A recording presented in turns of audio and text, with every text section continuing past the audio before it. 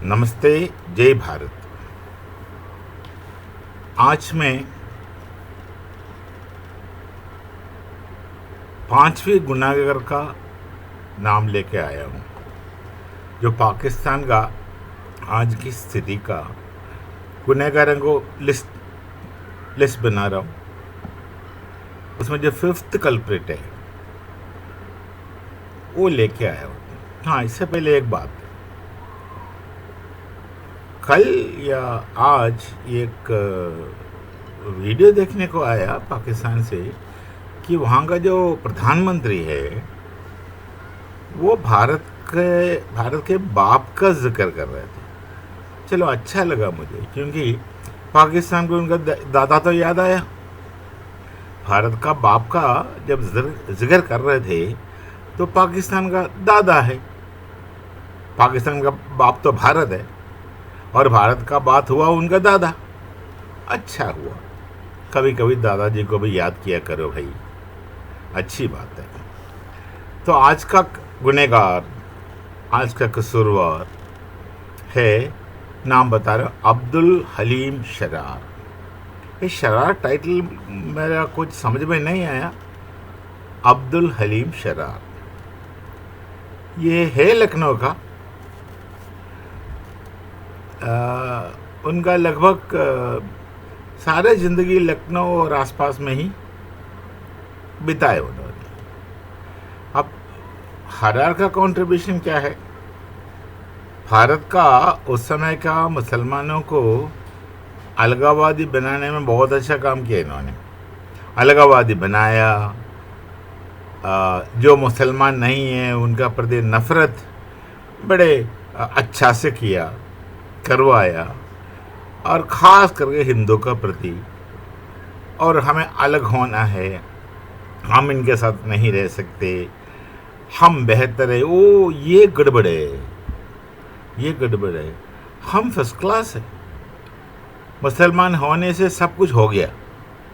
ये गलत फहमी लोगों के दिमाग में उतार ले। ये सारे लोगों ने, एक नहीं, सारे लोगों ने यही किया। तो देखिए अब्दुल हलीम शरार किस माध्यम से लोगों को भड़काया। तो बेचारा मुसलमान लोग हैं जो अपना काम करके घर गृहस्थी संभाल रहे थे, उनका दिमाग में एक तो मज़हब का चक्कर डाल दिया। तो मौलवी लोग तो मज़हब का तो चक्कर डाल ही रहा है, उसका साथ ऐसे जो बुद्धिजीवी लोग हैं, इंटेलेक्चुअल लोग हैं। मैंने पहले बताया कि मुझे तो इंटेलेक्चुअल्स की ही बात करना है, जिन्होंने इनडायरेक्टली आपको भड़का रहा है, दिमाग में ऐसे ऐसे आइडिया देते रहता है। तो ये एक ऐसे इंटेलेक्चुअल है, लेखक थे, जर्नलिस्ट थे, एक्टिविस्ट थे, काफ़ी ये उन्होंने आर्टिकल्स लिखे, लगभग हर विषय में आर्टिकल्स लिखे। पॉलिटिक्स में लिखा, सोशल प्रॉब्लम्स में लिखा, और ये कई लोगों पर, एजुकेशन पर लिखा, कई आर्टिकल लिखा। तो इनका प्रॉब्लम क्या था पता है? मैं बता रहा हूँ शुरू से। एक बार वो ट्रेन में सफ़र कर रहे थे, यात्रा कर रहे थे। उस समय क्या है, उन्होंने एक नॉवल पढ़ा। किसका था वो? सर वाल्टर स्कॉट का ये किताब पढ़ने के लिए चांस मिला। वो किताब का नाम है टेल्समैन। वो टेल्समैन किताब में ये पूरा पढ़ा। ट्रेन जर्नी है तो पहले लोग पढ़ते थे, आजकल तो मोबाइल है इसलिए कोई किताब नहीं पढ़ते। तो टेल्समैन जो नॉवेल्स पढ़ा, उसमें देखा कि ये मुसलमान का बारे में बहुत अच्छा नहीं लिखा। अरे अच्छा नहीं लिखा ये बात नहीं है, ख़राब लिखा। मुसलमान इज़ रिजेक्टेड कौम है, तो उनका कई घोट निकाल के रखा, उन्हें बिल्कुल अच्छा नहीं लगा। तो फिर उस वाल्टर स्कॉट का टेल्समैन नॉवल से उनको एक आइडिया भी मिला। वो क्या, देखिए वो टेक्निक मतलब अच्छा टेक्निक है, सिर्फ इनका नहीं। हिस्टोरिकल कॉन्टेक्स्ट में फ़िक्शन लिखो, हिस्ट्री का कॉन्टेक्स्ट में फ़िक्शन लिखो। नॉवल ही तो है, नॉवल आप लिख सकते हो, आप पूरा स्वतंत्र है, आप कुछ एक अच्छा नॉवल लिख सकते हो।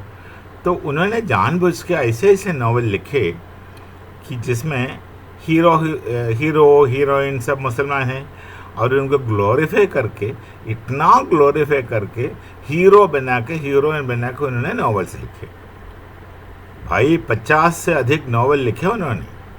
ये हर नॉवेल पढ़ने से तो आम मुसलमान जो भारत में उस समय रहते थे, उनको ये लगता कि हम तो भयंकर ग्रेट है, हम ग्रेट है, ग्रेट से बढ़कर ग्रेट है, हम सब कुछ है, हमारे पास सारी चीज़ है, हम काफ़ी बुद्धिमान लोग हैं, हम इंटेलेक्चुअल्स है, हमारे अंदर तो इतना क्षमता है, बाकी किसी में कुछ नहीं है।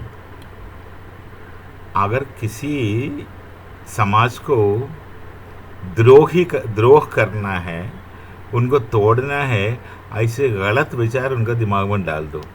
वो बेचारा समझेंगे कि मुझे सब कुछ आता है, पर जब बाहर जाएंगे, कोई दूसरे से मिलेंगे तो बड़ा दुखी हो जाएगा, आत्महत्या तक चले जाएंगे वो। मान लीजिए एक विश्वविद्यालय है जो आपको एक डिग्री दे रहा है, वो डिग्री का कुछ मतलब होता है भाई। वो डिग्री आपको जो मिल रहा है उससे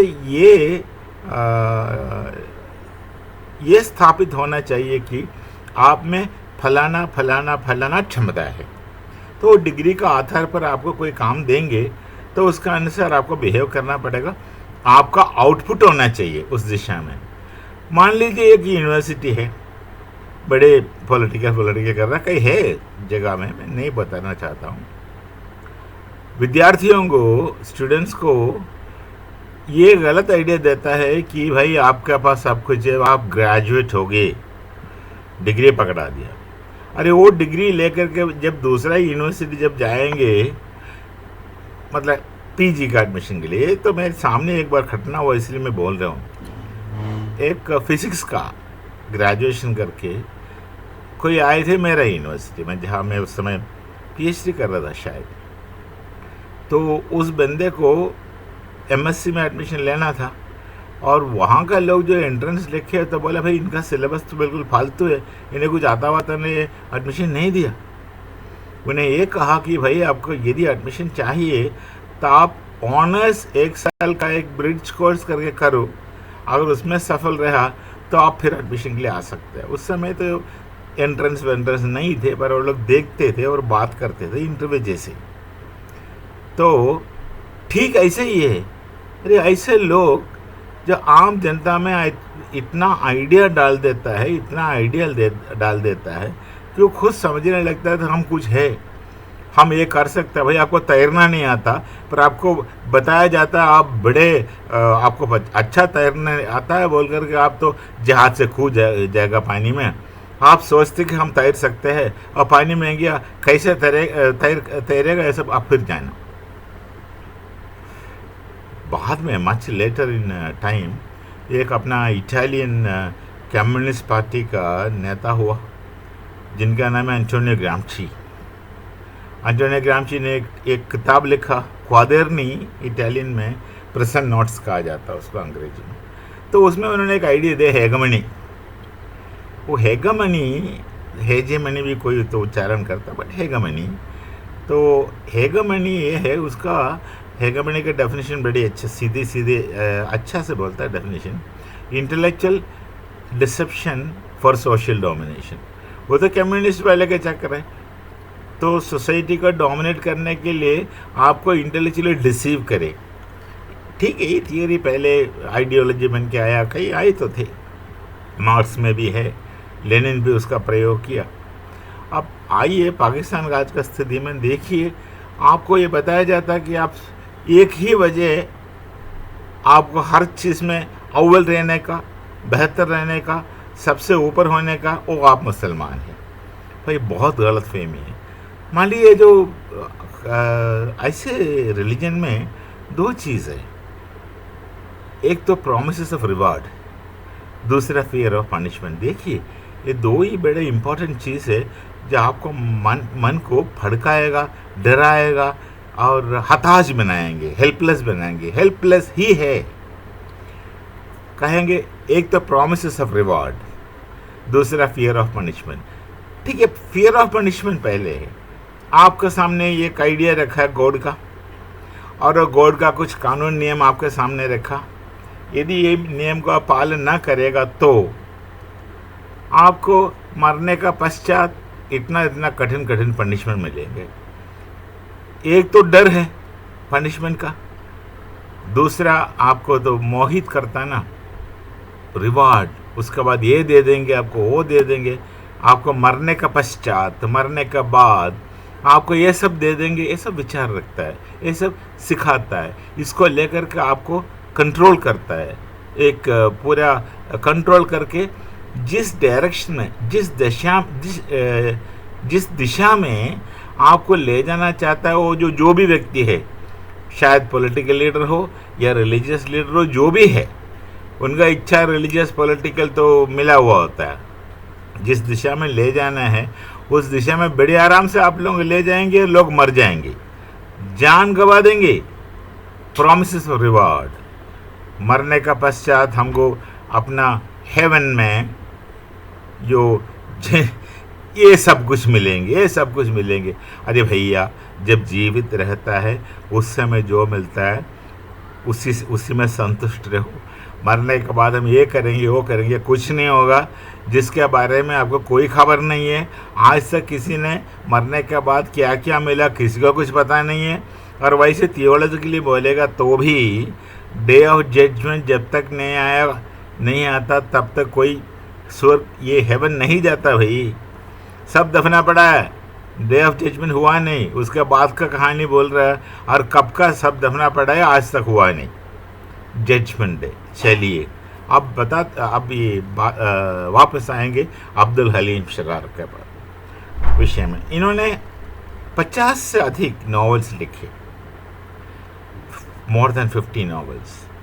हर नॉवेल में हिस्टोरिकल कॉन्टेक्स्ट में इस्लाम को ग्लोरीफाई करने के लिए इस्लामिक हीरो हीरोइन से कहानी बनाया।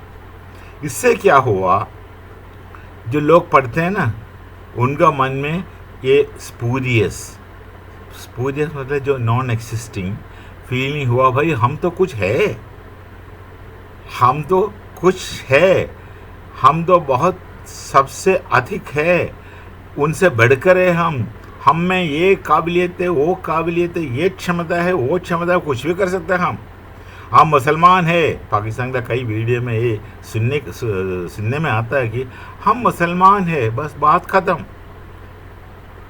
इनका सोच विचार सब ख़त्म हो गया, सब ख़त्म कराया कि हम मुसलमान है तो उससे सब कुछ ठीक हो गया। परीक्षा मत लिखो, एग्ज़ाम मत लिखो, मुसलमान है वहाँ वही लिखो, डिग्री मिल जाएगा, MBBS के लिए चले जाओ, मुसलमान है, जाकर फिर डॉक्टर बनो, न्यूरो सर्जन बनो, मुसलमान है, ये सब हो सकता है। ये थोड़ा बहुत तो सोचो भाई, मरने के बाद रहने दो, मरने के बाद जो भी है तो रहने दो, पर अभी का जो ज़िंदगी जो आज सामने है उसके विषय में सोचो, अच्छा इंसान बनो। लगभग हर रिलीजियस टेक्स्ट में आपको कुछ तो मिलेंगे अच्छा जीवन बताने का, उसी को ढूंढो। जिहाद के बारे में सोचो नहीं, हम दारुल इस्लाम बनाएंगे उससे कुछ नहीं होगा, आपको कुछ फ़र्क नहीं पड़ेगा, आपको रोटी खाना तो आपको खुद कमाना पड़ेगा। जो दारुल इस्लाम बनाने वाले जो नेता आएगा ना, लीडर, वही आइश करेंगे, आराम करेंगे और आप लोगों को भड़काएंगे, और उनका ज़िंदगी ऐसे सुखी सुखी चले जाएंगे। ये जमालुद्दीन अफ़गानी तो यही किया, वो सोचा बाबर जैसे वो भी आ जाएंगे भारत में, हुमायूं जैसे आ जाएंगे, ये करेंगे वो करेंगे और वो बादशाह बनेंगे। वो बादशाह बनने के लिए तो है, मूर्ख या उल्लू कौन बने, जो उनका पीछे गए। चलिए हर शरार के बारे में कुछ और बताता है। तो ये टेल्समैन नॉवल पढ़ने से उनको लगा कि मुसलमान के साथ अच्छा नहीं किया वाल्टर स्कॉट ने, उनको इज्जत नहीं दिया।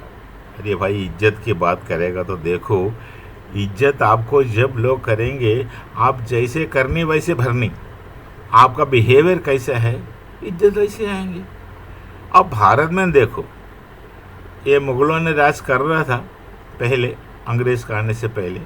अंग्रेज़ का आने के बाद मुग़लों का शासन ख़त्म हो गया, और जब मुग़ल राज रहा, ऐसे कोई स्थिति नहीं था कि पूरा भारत उनका बस में था, ऐसे कोई स्थिति नहीं था।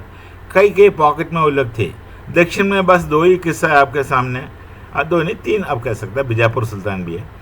एक तो हैदराबाद निज़ाम, दूसरा टिप्पू सुल्तान, कुछ समय के लिए दो ही पीढ़ी है टिप्पू सुल्तान का, एक उनका पिता हैदर अली, उसके बाद टिप्पू, उसके बाद ख़त्म। और हैदराबाद निज़ाम का कुछ चला, बीजापुर सुल्तान का भी कुछ चला, पर बाकी तो हिंदू राजाओं के हाथ में था। और पूरा भारत कभी भी नहीं थे मुगलों के पास या मुसलमान के पास। जहाँ जहाँ कुछ समय के लिए लिया, वो मराठा का आने के बाद सब खत्म हो गया। मराठा जो आए, मराठा जब खड़े हो गए, उसके बाद सब खत्म हो गया। और अकबर का किला से शिवाजी महाराज कितना बार वहाँ से बच गया, कितना बार। और छत्रपति शिवाजी महाराज का आने का बाद कितना मराठा किंगडम बना। उनका ये एक खूबी देखिए मराठा का, बराड़ में आया गायकवाड़, होलकर गया इंदौर में, और अपना ये ग्वालियर में सिंधिया लोग गया। पर उनका खूबी देखिए, हिंदू है, जहाँ जहाँ वो गए वहाँ का बन गया, वो वहाँ का बन गया। ये हिंदू का खूबी है, मिलते गुल मिलते हैं लोगों से। ये कभी नहीं कहते हम अलग है। ये अलगाववादी विचार है ना, वो भारत का संस्कृति में नहीं है। जब तक अलगाववादी हम अलग है आप अलग है विचार रहेगा, आप भारतीय संस्कृति का बाहर है। और भारतीय संस्कृति वेद उपनिषद ज्ञान परंपरा उसका बाहर है, तो आप मिल ही नहीं सकते, गुल नहीं मिल सकते, बिल्कुल नहीं मिल सकते। जो अलगाववाद रहेंगे, अलगा सोच रहेगी। तो अब्दुल हलीम सरदार जो बेचारे मुसलमान भारत में थे, जो कंफ्यूज्ड है कि हम क्या है, उनको और अलगाववादी बनाया। और लास्ट में क्या किया, मतलब उनका एक नतीजा हुआ कि वो टू नेशन थियरी का रास्ता बना के दे दिया उनके लिए। अब देखो टू नेशन थियरी कहाँ से शुरू हुआ, अब उसका नतीजा भुगत कौन रहा भाई। पाकिस्तान में बैठ कर भारत के बाप की बात करेगा तो कुछ होगा? अरे बातों से कुछ नहीं होता, कुछ करके दिखाओ। एक प्रांत है जहाँ तो उनके पास कुछ भी नहीं है, मतलब वो जो सोसाइटी कुछ प्रोडक्शन नहीं कर रहा, कुछ कमा नहीं रहा, वो भीख मांग रहा है बाकियों से लेकर के। बस बातें करने में कहीं पीछा नहीं है, बहुत बातें करता। आपका खुद का पैर में खड़े होने के लिए कुछ तो आपको ही करना होगा। कोई भी रिलीजन आपका सहायता नहीं करेंगे। हाँ, रिलीजन आपका एक स्ट्रक्चर दे देंगे, ऐसे डिस्ट्रक्टिव स्ट्रक्चर दिया तो क्या करेगा, पीढ़ी खत्म हो गया। आप कितना से 1847 से 1857 से 1947 तक देखो, 90 साल। फिर उसके बाद आप फ्री हुए 1947 में, भारत से अलग हुआ, फ्रीडम तो भारत को मिला, आज़ादी भारत को मिला। और 47 से आज तक कितना, लगभग 200 साल हो रहा है भाई ये अलगाववाद लेकर के। आप कहाँ से कहाँ पहुँचे। शुरू में जितना आपके पास आर्थिक स्थिति था, संपत्ति था, वो आपने नहीं बनाया था, भारत से लेके गया था। और आपने उसका बढ़ाया या घटाया, ज़रा सोचिए। हम मुसलमान हैं, हम सब कुछ करेंगे, क्या किया आज तक, क्या किया। गंगा रांगा मूर्ति को जूते का हार पहनाया, बहुत अच्छा किया आपने। और भारत के ऊपर आक्रमण करते गए हर बार भारत के ऊपर जो आक्रमण करता है उसका जवाब मिलता है, फिर भी नहीं छोड़ेंगे आप, पीछे से वार करेगा, आतंकवादी करेगा, ये करेगा। अरे एक राष्ट्र का पार्लियामेंट पर हमला किया तो क्या मिला आपको, उससे क्या स्थापित करना चाहते हो? अरे हम लोग को हंसी आ रहा है, बिल्कुल हंसी आ रहा है। एक कारगिल में आकर बैठ गया कुछ समय, बाद में भागना पड़ा कि नहीं? क्या आपने कारगिल में गेहूं उगाया? नहीं, भागना पड़ेगी नहीं। और आतंकवादी भेजता है। कभी एक आध बार वो अपना जहाज भी हाईजैक किए थे, क्या पाया?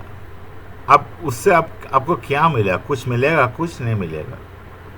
और कभी नहीं मिलेगा ऐसा करने से, सुधरेगा नहीं। तो वो जो पीढ़ी है, जो सोचने वाला, कुछ जन के लिए मैं बात कर रहा हूँ, कुछ लोग होंगे ज़रूर है पाकिस्तान में जो सोच विचार रखने वाले, उनको यही कह रहे हैं भाई आपको बहुत पहले से भड़काया, 200 साल से भड़काया आपको, और वो गलत विचार को रहने दो। मैं ये थोड़ी कह रहा हूँ कि आप अपना मदद छोड़ कर घर वापस करके हिंदू आ जाओ। हिंदू ऐसे बन नहीं सकेंगे। आपको हिंदू बनना, हिंदू रहना काफ़ी कठिन काम होता है। हाँ, ऐसे बन नहीं सकते, तो वो रहने दीजिए। आप एक अच्छा मुसलमान तो बने, कठिन काम है ना अच्छा मुसलमान बनना। ऐसे जानवर जैसे जीना तो ठीक है, पर अच्छा मुसलमान बनना कोई आसान बात नहीं होगा। अच्छा इंसान हो तो तभी तो अच्छा मुसलमान होगा। चलिए, ये अब्दुल हलीम शरार का चक्कर है। उन्होंने 50 से अधिक नावल लिखे। उन्होंने अपने एक जर्नल भी निकाला, कई जर्नल खुद बनाया। उसमें एक जर्नल है मुहज़्ज़िब, खूब चला, और कई जर्नल खुद बनाया, कभी बंद भी किया। ऐसा होते गया, लिखते गए, काफ़ी लिखते गए। उनके पास लिखने का क्षमता था। एक भड़का हुआ बुद्धिजीवी है जो खुद तो भड़के हुए हैं और बाकी जितना बेचारे लोगों को भड़काया, और अलगाववाद का बड़े समर्थन किया, तो लोगों को अलगाववादी बनाया। तो बाद में जाकर पाकिस्तान बना, वाया 2 नेशन थ्योरी वगैरह वगैरह। और ये अलगाववादी मुसलमानों में जितना भी बुद्धिजीवी का थोड़ा बहुत भी सोच था, जैसे मोहम्मद अली जिन्ना, जैसे सर सैयद अहमद खान, इनको ये तो मजबूरन 2 नेशन के लिए सब्सक्रिप्शन देना पड़ा, उनको 2 नेशन थियरी को सपोर्ट करना पड़ा। चलिए, उनके बाद में धीरे धीरे मैं बताऊंगा सही। अब स्थिति ये है कि अब्दुल हलीम शरार दुखी इसलिए हुआ कि उनका विचार में, उनका समझ में उन्हें ये लगा कि मुसलमान को जितना इज्जत मिलना चाहिए उतना नहीं मिलता। अब देखिए, यहूदी का बात ले लो। यहूदी दुनिया भर के चले गए हिटलर के समय में। हाँ, हिटलर जैसे ही किया है ये काम। हिटलर का बात किया था, मुझे याद आया। हिटलर ने क्या किया भाई? हिटलर बेचारे आर्यन थियरी में मग्न हुआ था, डूब गया आर्यन थियरी में। और आर्यन थियरी को एक बार और प्रभाव दिया, थोड़ा और उसको बैठाया। आर्यन के अंदर का एक अति आर्यन, थोड़ा ज़्यादा आर्यन, थोड़ा मोर प्योर आर्यन बोल करके नॉर्डिक आर्यन का उन्होंने आइडिया दिया। और नॉर्डिक आर्यन ने सबसे वरिष्ठ, सबसे ऊपर का आर्यन, और ये आर्यन जो है वही सब कुछ कर सकता है। दुनिया में सबसे बड़े रेस, वो रेस थियरी है। दुनिया में सबसे बड़ा रेस है आर्यन रेस। और जितना भी सिविलाइजेशन दुनिया में हुआ ना, वो सब आर्यन लोगों ने बनाया। तो इसलिए वो जर्मन लोग हैं, they are entitled to rule the world.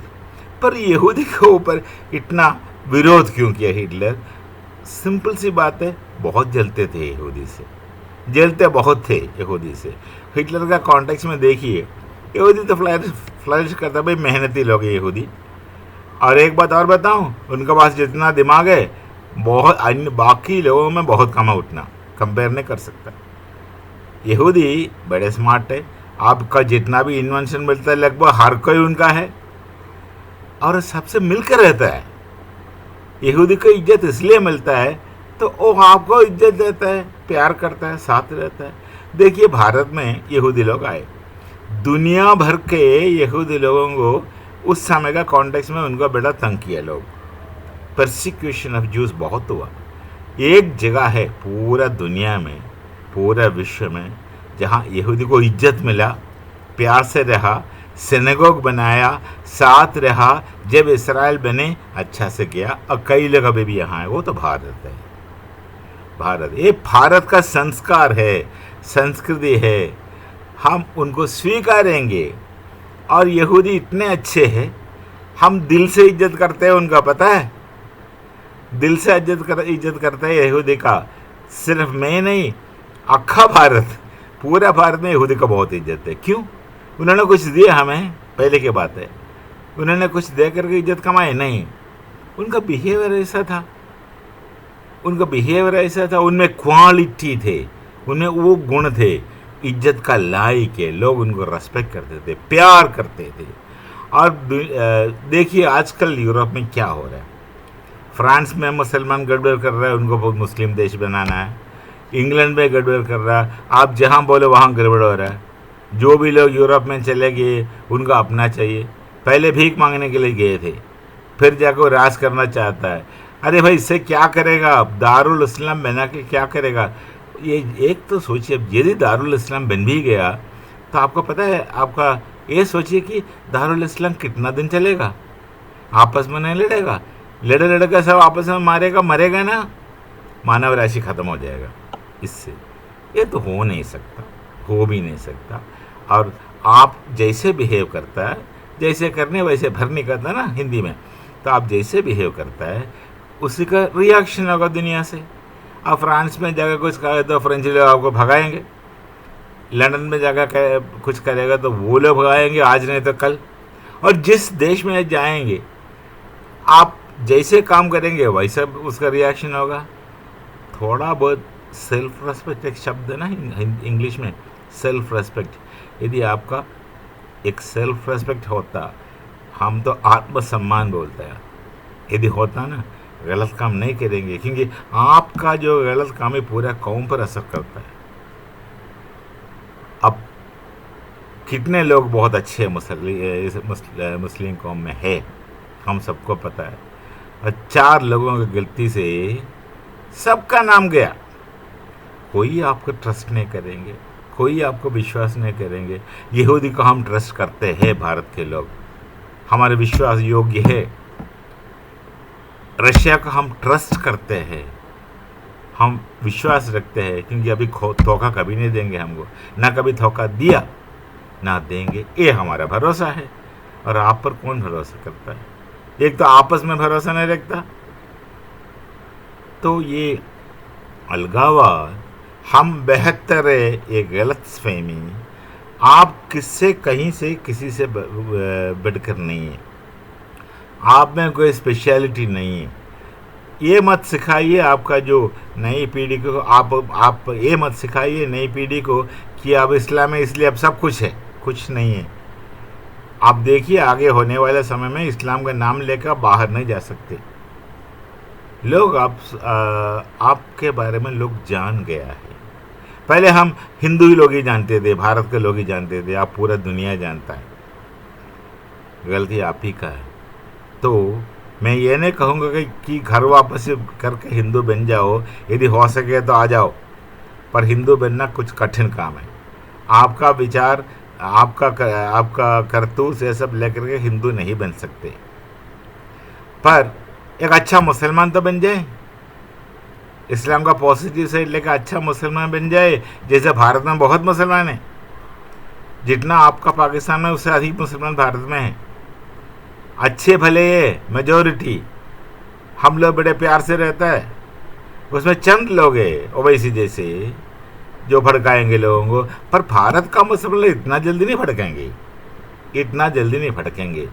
आप भारत का मुसलमान को बोलिए आप इस्लाम है इसलिए आप हिंदू से बढ़कर, वो नहीं सुनेंगे, आपकी बात नहीं सुनेंगे, क्योंकि वो सोचते समझते हैं, वो कोई मौलवी का दबाव में नहीं है, उनको कोई मदरसा छाप एजुकेशन नहीं दिया, बचपन से ही ऐसे माइंड वॉशिंग, क्या बोलते, ब्रेन वॉशिंग करके। संस्कृत में बड़ा अच्छा शब्द है ब्रेन वॉश के लिए, मस्तिष्क प्रक्षालन। हाँ, मस्तिष्क प्रक्षालन, ब्रेन वॉशिंग, वही हो रहा है मदरसे में। चलिए भाई, खुद ही समझिए, अच्छा से रहिए, आपका प्रॉब्लम आप खुद ही संभालिए, उससे बाहर आने के लिए सोचिए, पर पहले एक अच्छा से इंसान बनो। भारत को गाली देने से कुछ नहीं होगा, हिंदू से विरोध करने से आप और दुविधा में पड़ेंगे, मुश्किल में पड़ेंगे। तो बस आज के लिए इतना ही। अब्दुल हलीम शरार है आपका 5वां कसूरवार, 5th कल्प्रिट, जो अलगाववाद का बीज आप में डालने के लिए बहुत समर्थन किया, बहुत समर्थक थे।